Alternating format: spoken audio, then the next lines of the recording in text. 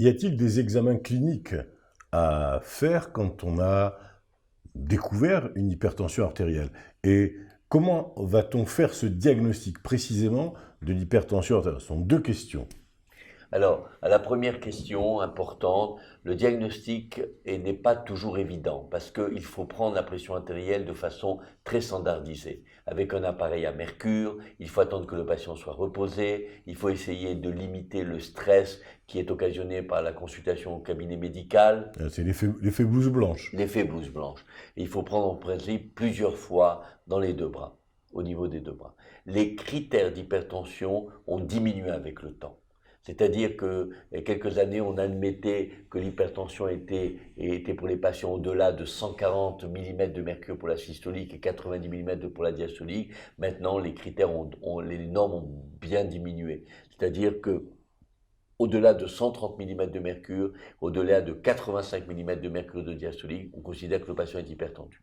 C'est- Pardon, c'est quoi la systolique et c'est quoi la diastolique? Alors, la systolique et la diastolique sont les deux composantes de la pression artérielle. Vous avez une composante qui correspond au débit cardiaque, qui est le grand chiffre, la systolique, et le petit chiffre, c'est quand le cœur se relâche, ce qu'on appelle la diastolique. Donc les deux sont importants, les deux sont synonymes d'hypertension artérielle. Dans certains cas, quand on a un doute, on va poser au patient ce qu'on appelle un holter tensionnel, plus précisément un appareil qui va enregistrer la pression artérielle pendant 24 heures dans les conditions de vie réelles du patient. Et Il je suis très... faut préciser que c'est quelque chose qui n'est pas dangereux, qui ne pose aucun problème, et c'est un petit appareil que l'on porte autour du bras. Exactement. Et c'est un appareil qui permet une vie normale, mais simplement qui donne des résultats extrêmement probants, puisque la pression artérielle est prise en dehors du contact médical, dans le milieu de vie habituel du patient, dans son activité quotidienne. Et je pense que pour un patient jeune, avant d'entreprendre un traitement qui va durer des années, il faut être sûr du diagnostic. Et cet appareil nous donne une certaine certitude. Par ailleurs, il nous permet de comprendre le mécanisme de l'hypertension artérielle. Est-ce qu'elle est pendant le jour, ou est-ce qu'elle est pendant la nuit, ou est-ce qu'elle intéresse surtout le grand chiffre, la systolique ou la diastolique? Est-ce que le cardiologue va essayer de comprendre la dynamique de l'hypertension après cet appareil? Donc pour ma part, c'est un examen fondamental, comme vous l'avez signalé, tout à fait bénin, qui n'est absolument pas dangereux, qui peut être répété, qui élimine l'effet blouse blanche et qui permet d'avoir un diagnostic positif et même d'étiologie. Parce que quand vous avez un holter tensionnel qui va montrer que la nuit, la pression artérielle est très élevée, ça nous oriente vers une maladie du sommeil, vers des apnées du sommeil qui peuvent être traitées et par ce biais, améliorer le confort de vie du patient et surtout traiter l'hypertension artérielle par ce biais-là.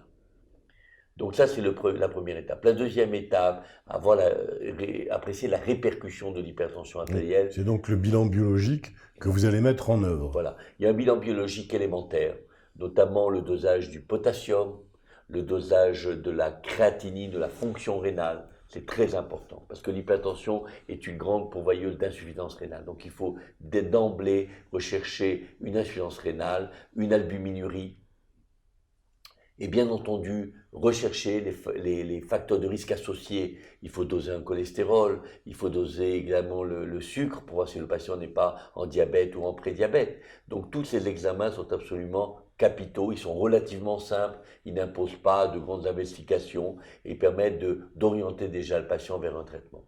Une fois que ces examens biologiques sont faits, il faut faire un électrocardiogramme de base pour voir s'il n'y a pas une arythmie, pour voir s'il n'y a pas une hypertrophie du ventricule gauche, hypertrophie du cœur. Et enfin, je considère qu'il faut faire une échographie Oui, une fois dans la vie. Voilà, j'allais vous le dire. Donc, éventuellement, après l'électrocardiogramme, l'échographie se fait maintenant de plus en plus afin d'avoir une image du cœur. Exactement. Il faut, une fois dans la vie du patient, faire une échographie. Ce sont les recommandations de la Société américaine d'hypertension artérielle. Et je pense que dans la pratique quotidienne, il est absolument capital. Pourquoi? Parce qu'on peut découvrir un élargissement de l'aorte, on peut découvrir une maladie valvulaire, on peut découvrir une insuffisance débutante du ventricule gauche. Donc l'échographie est un élément absolument capital. Il n'est pas nécessaire de le répéter. mais au moins une fois dans la vie d'un patient hypertendu, d'avoir une idée de sa fonction cardiaque et de ses valves. Je pense que c'est très important.